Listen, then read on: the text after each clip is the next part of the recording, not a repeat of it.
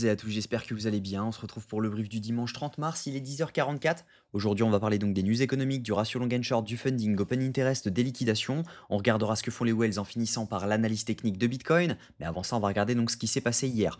Hier, on a eu donc cette accumulation donc sur le on avait donc cette accumulation sur le canal, donc juste ici, on voyait que ça travaillait énormément le canal et à un moment, hop, on est parti complètement à la cave. C'est en général ce qui se passe sur les canaux, c'est ce que je répète souvent, trader les canaux, c'est bien, mais voilà, il faut vraiment s'en servir comme prise de liquidité et pas forcément comme rebond. Là, par exemple, on voyait qu'on avait fait une touchette, deux touchettes, trois touchettes. Là, on voit qu'on arrive, on commence à jouer dessus, on accumule, on accumule, on accumule, des stop loss là-dessous et à un moment, boum, ça casse. Donc c'est ce qui s'est passé. Donc ça, c'était plutôt évident. Malheureusement, on n'a pas eu de setup de short parce que voilà, j'espérais pouvoir viser au moins cet OB H1 pour derrière pouvoir ouvrir ce short et derrière venir chercher les liquidités en bas. Malheureusement, on n'a pas eu cette prise de liquidité. Donc maintenant, voilà. Je pense qu'on pourrait rebond maintenant. On voit qu'on a rebondi. Donc l'OBH1 avait bien fonctionné juste ici. Et ensuite, ce qu'on a fait, c'est qu'on a fait une mèche de liquidité parce qu'il y a pas mal de longues qui sont rentrées. Donc, on est rentré dans le dernier order block, juste ici. Donc, on accumule encore des liquidités au sud. Mais voilà, on a encore plus de liquidités au nord actuellement parce que voilà, en faisant cette prise de liquidité ici, on a pris le dernier gros cluster qui traînait sur Bitcoin actuellement. On est le week-end, donc il n'y a pas eu de wells énormes qui sont rentrés. Donc, par conséquent, voilà, on peut repasser haussier court terme, on va dire. Actuellement, on est toujours baissier long terme tant qu'on ne valide pas au moins un plus haut par rapport à ici.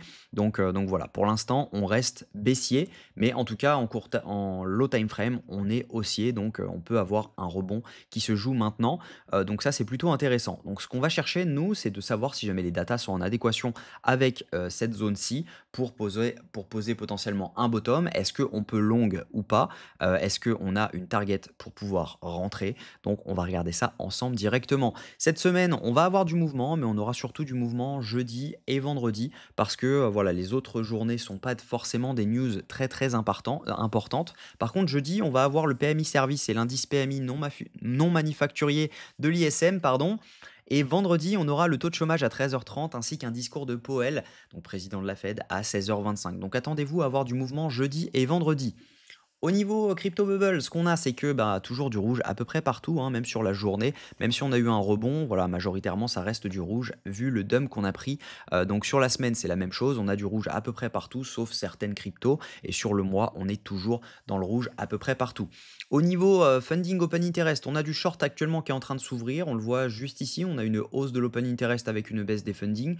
Donc depuis 6h30 ce matin, c'est en train de short. On voit quand même qu'on a eu des fermetures au niveau, contrat perpétuel sur Bitcoin. Donc clairement, voilà, on est sur, une divergence entre les 2. Mais, si on regarde au niveau stablecoin en USDT, donc, majoritairement, c'est surtout, du short qui est en train de s'ouvrir.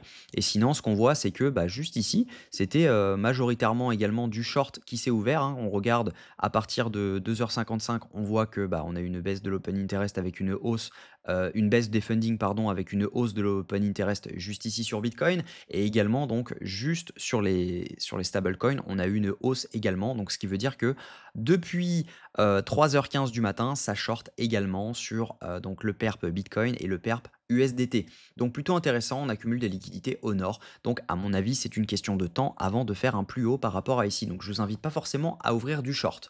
Au niveau liquidité, on n'a pas grand-chose pour retenir le prix. On n'a pas d'ordre qui veulent vraiment retenir le prix actuellement. Les wells ne sont pas au rendez-vous. Donc voilà, même si on dézoome un tout petit peu, hein, on voit que c'est pas non plus rempli et chargé en ordre. On voit qu'on en avait un tout petit peu ici pour protéger le prix, mais ils ont été retirés ensuite.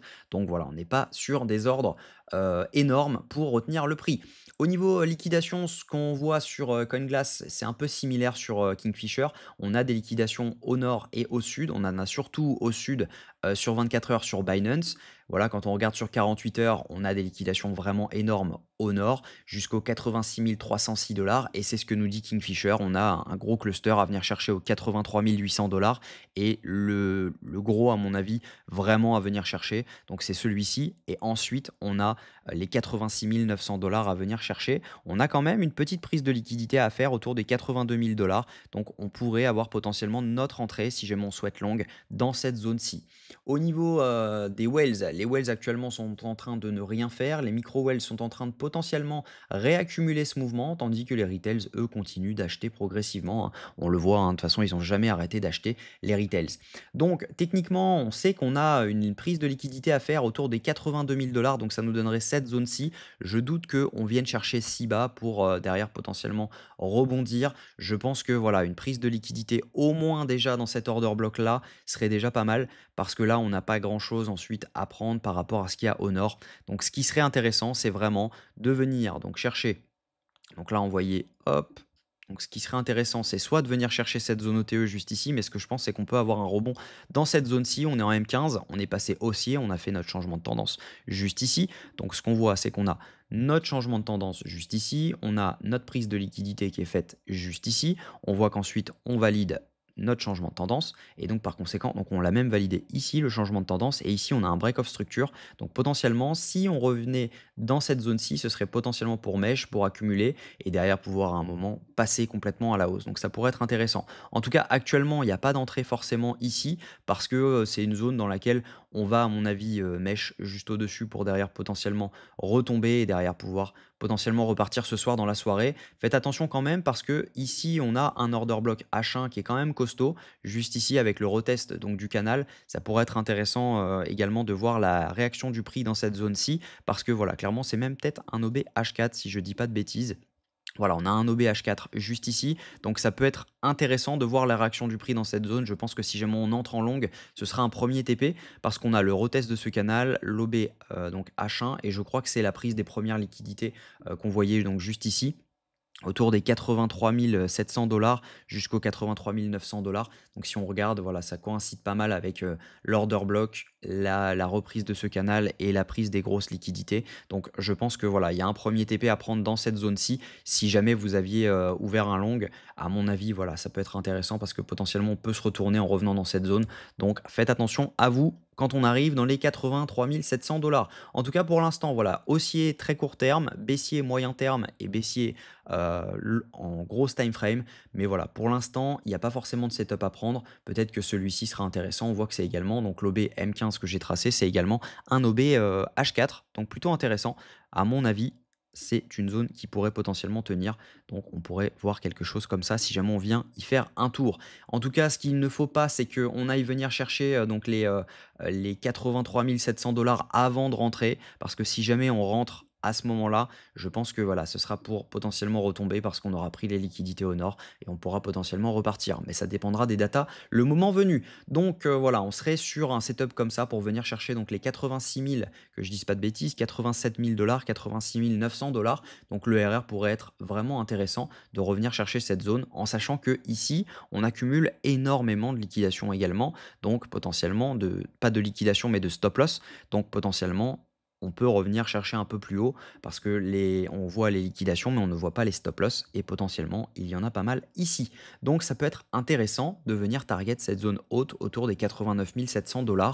Mais voilà, ça, c'est vraiment une target optimiste. Je pense que voilà, une target normale serait les 84 000 $, ainsi que donc la zone à venir chercher jusqu'au, à mon avis, 85 800 $. On le voit juste ici. 85 800 $, ça nous donnerait cette zone-ci. Donc c'est un order block M15, si jamais je dis pas de bêtises, je ne l'ai pas noté.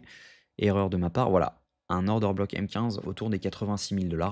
Et ça nous donnerait également la zone OTE de ce mouvement-ci. Donc voilà, c'est une deuxième zone de TP, à mon avis, là-dedans, qui peut être intéressante. En tout cas, pour l'instant, il n'y a pas grand-chose à faire.